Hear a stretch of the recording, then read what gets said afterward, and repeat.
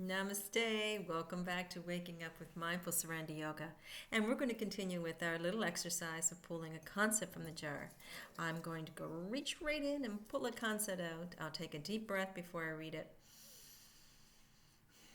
Kind of anchor myself a bit. Oh, and what did I get for a concept? I got three Sanskrit words that go together: Sat, Chit, Ananda. Sat, Chit, Ananda. And what is Sat Chit Ananda? Simply put, Sat Chit Ananda is who you are at your deepest level. It's who I am at my deepest level. It is the deepest level of everything. Sat means existence, that which is. It's the beingness of something. Chit means consciousness, awareness, and Ananda means bliss. So here we have existence, consciousness, and bliss. And that is who we are at the deepest level. Well, we talked about the five koshas many times, and I'll briefly go back from the outside and to the inside again. We have the physical body, this thing here. We think often that is who we are, and if we're materialistic scientists, or if we're still embraced in that materialistic conditioning, that's where we think we stop. We begin and stop at the physical level, at the physical body level. Beneath that, we have the second kosha, the energetic level. And a lot of people don't even want to go there. I know it is a big thing in many of the other Eastern traditions, health traditions, energy bodies. But a lot of us in the West will not go there. Then we have beneath that the mental body, the psychological body that involves the thoughts and the feelings and the concepts and the ideas, the doctrine and the dogma that has been ingrained into us. And probably the most impactful on our sense of life are the core beliefs, and they exist in the mental body. If we are lucky enough, and those, I consider those first three bodies form. Okay, they're form that we experience as human beings. And beneath that, we fall into the truth body, the knowledge body, the jhana body. This knowledge body is not the intellectual mind. It is not the educated mind. It is not those concepts and dogmas and doctrines that belong in the mental formation body. It is the actualized truth. It is the realization. It is the felt experience of being. When we get there, we can fall into the last body, the most inner body, and that is the Ananda Kasha.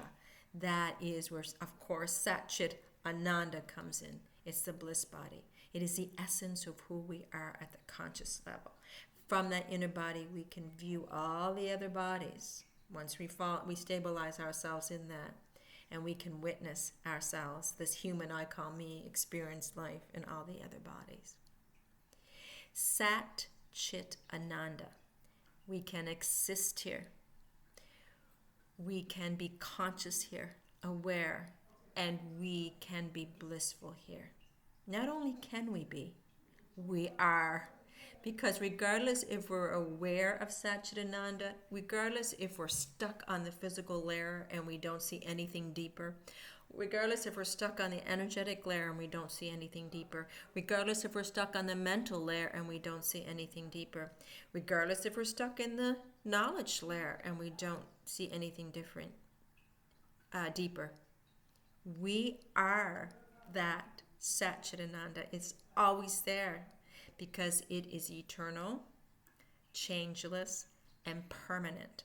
It's the only thing about our existence that is permanent. It is the energy of Chit Shakti that is meant to flow through us, but that is blocked by our focus and our attention and our samskaras that are related to the top three layers of who we think we are. Satchidananda is who we are. It is where we are aware of awareness. We as awareness are aware of awareness. It is where we are not only the objective observer, but we are everything. And once we delve back or fall back into that layer of realization, All the other bodies are going to be so insignificant. We will be experiencing life, not thinking about it, not creating a story about it, not narrating it. We will be the life that is experiencing itself through us. And that is Chit Ananda. We'll be blissful, conscious, and focused on the being of our time here on earth. That's the way I see it. I hope that makes sense. Thanks again for listening, and I hope you have an amazing day. Namaste.